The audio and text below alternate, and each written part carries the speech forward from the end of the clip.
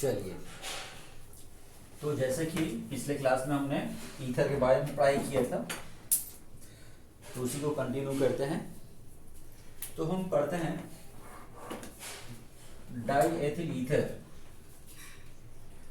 C2H5O C2H5 diethyl ether बनाने की प्रयोगशाला विधि, जिसको हम लोग कहते हैं विलियमसन का सतत इथरीकरण विधि।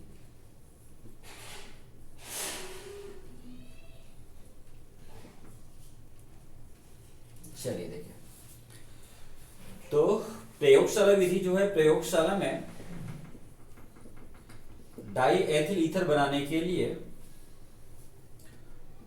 एथिल एल्कोहल को सांद्र H2SO4 के साथ 140 डिग्री सेंटीग्रेड तक गर्म किया जाता है। यहाँ पर एल्कोहल जो है वो अधिक मात्रा में लिया जाता है और अम्ल जो है उसको कम मात्रा में लिया जाता है। चलिए देखिए, तो अभिक्रिया कैसे होता है। C2H5OH, इसकी अभिक्रिया करवा देता हूँ सल्फ्यूरिक अम्ल के साथ में, H2SO4 HS लिख दिया मैंने। तो जब हम लोग गर्म करते हैं, तो जैसे ही 100 डिग्री सेंटीग्रेड तक गर्म करते हैं, तो इसमें से जल की मात्रा जो है वो वाष्प के रूप में निकलने लगेगी। तो इस प्रकार से C2H5HSO4 एथिल बाइसल्फेट और जल मिला। फिर इसको और आगे कंटिन्यू गर्म करेंगे, इसको C2H5HSO4, इसको फिर से आगे गर्म करेंगे। बताया था इसमें एल्कोहल की मात्रा अधिक होनी चाहिए, तो अधिक मात्रा में एल्कोहल ली, तो एल्कोहल और मिला हुआ है इसमें। 140 डिग्री सेंटीग्रेड तक गर्म करेंगे। तो इस प्रकार से यहाँ पे C2H5O C2H5 डाईएथिल ईथर बनता है और साथ में यहाँ बन गया सल्फ्यूरिक अम्ल H2SO4।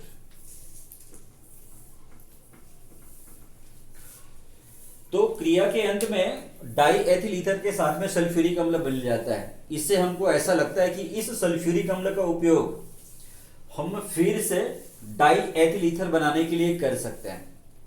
इसलिए इसको विलियमसन का सतत इथरीकरण यानी लगातार चलने वाली अभिक्रिया कहा जाता है।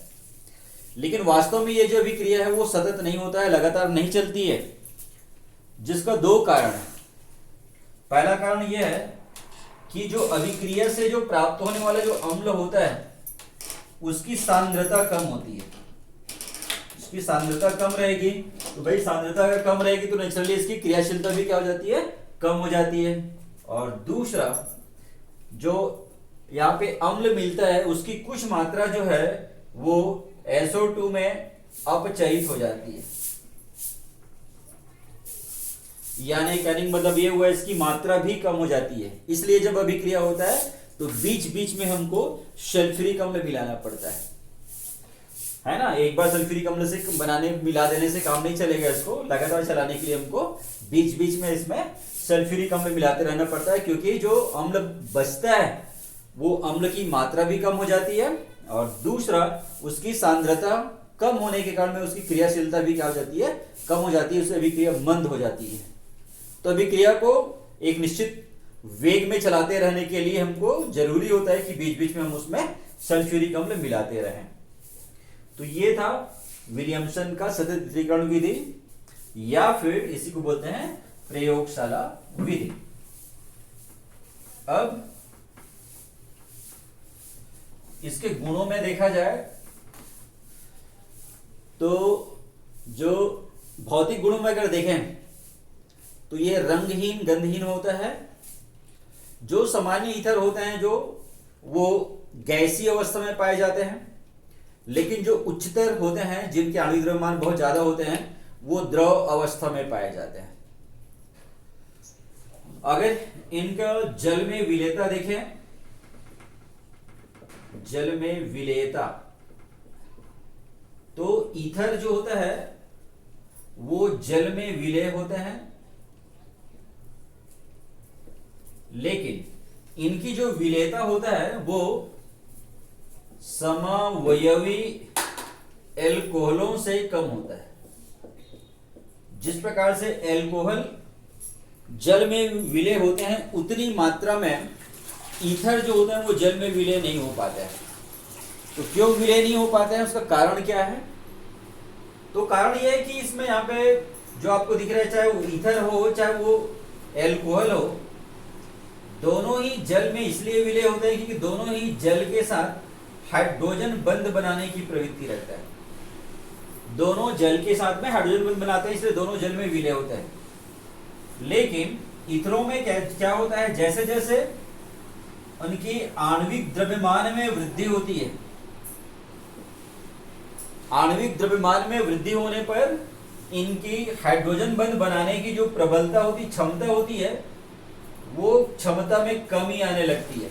अर्थात जो निम्न ईथर होते हैं, जो कम आणविक द्रव्यमान वाले ईथर होते हैं, वो तो जल के साथ हाइड्रोजन बंध बनाते हैं अच्छा से, लेकिन उसके जैसे जैसे आणविक द्रव्यमान में वृद्धि होने लगेगा, हाइड्रोजन बंध बनाने की जो क्षमता होता है वो कम होता है। जबकि एल्कोहलों में ऐसा गुण नहीं होता है। एल्कोहल चाहे वो निम्न वाला एल्कोहल हो चाहे उच्चतर एल्कोहल हो, उसमें हाइड्रोजन बंध बनाने की जो क्षमता होता है उसमें किसी प्रकार का कोई परिवर्तन नहीं आता है।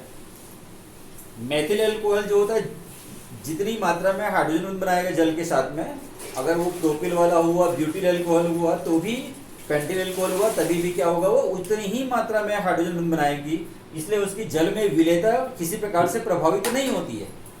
लेकिन यहाँ पे ईथरों में ऐसा नहीं है। ईथर जो होते हैं वो उच्च आणविक द्रव्यमान वाले जो ईथर होते हैं उनमें हाइड्रोजन बनाने की जो क्षमता होती है, प्रवृत्ति होती है, वो कम होती है, इसलिए वो जल में उतनी मात्रा में विलय नहीं हो पाते हैं जितनी मात्रा में एल्कोहल विलय होते हैं। यहां पर अब रासायनिक गुणों की बात करें, रासायनिक गुणों में देखें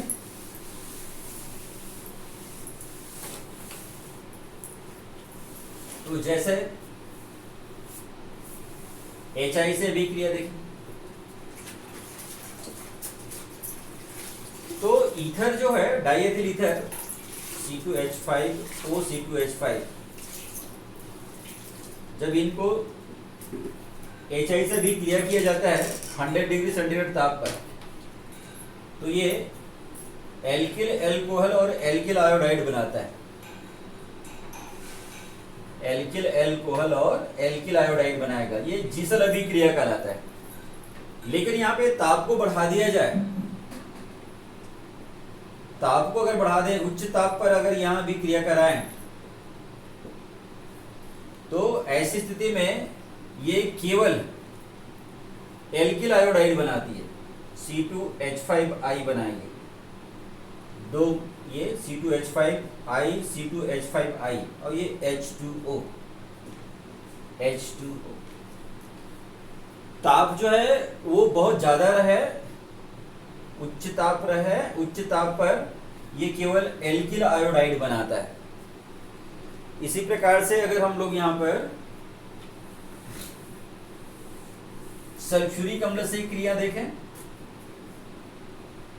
H2SO4 से क्रिया करें, तो H2SO4 से क्रिया करने पर डाइएथिल ईथर जो है ये दो प्रकार से H2SO4 से क्रिया करेगा।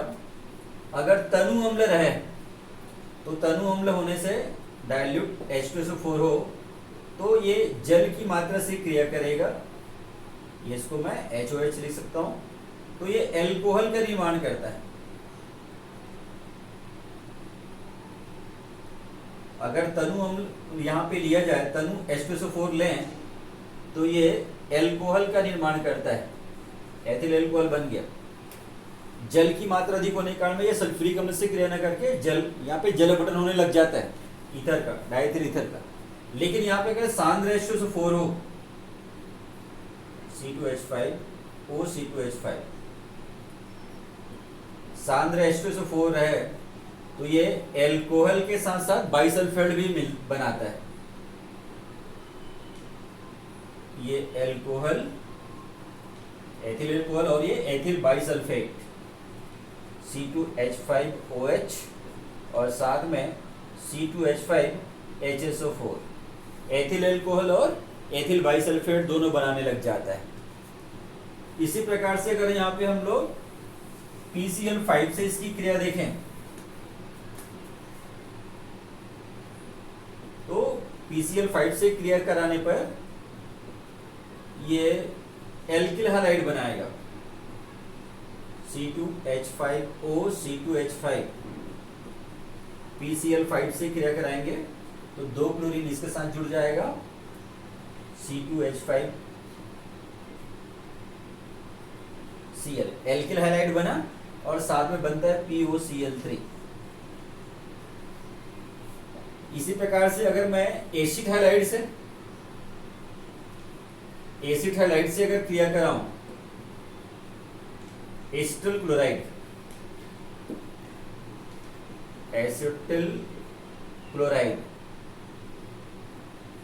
तो एसिटल क्लोराइड के साथ में अगर मैं इसकी क्रिया कराऊं तो ये ईथर का निर्माण करता है, C2H5O C2H5, इसकी क्रिया करवा रहा हूं CH3COCl के साथ, तो ये एस्टर और साथ में एल्किल हैलाइड बनाएगा, CH3COO C2H5, CH3COO C2H5 और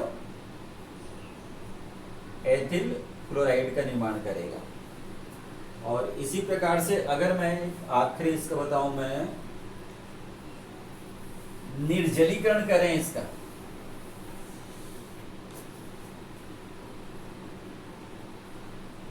निर्जलीकरण करते हैं तो C2H5O C2H5 इसका निर्जलीकरण करने के लिए एल्यूमिना की उपस्थिति में इसको 360 डिग्री सेंटीग्रेड तक गर्म करते हैं, तो इसमें जल की मात्रा निकल जाएगी, निर्जलीकरण होगा, यहाँ से एक H और एक H निकल गया, तो यहाँ पे C2H4 C2H4 एथिलीन का निर्माण होता है, ओलिफिन का निर्माण होता है। तो इस प्रकार से यहाँ पे हमने डाईएथिल ईथर बनाने की प्रयोगशाला विधि और उसके कौन कौन से भौतिक और रासायनिक गुण होते हैं उसकी चर्चा की है। और फिर कल अगली क्लास जो है उसमें हम लोग फिनॉल के बारे में चर्चा करेंगे। Thank you.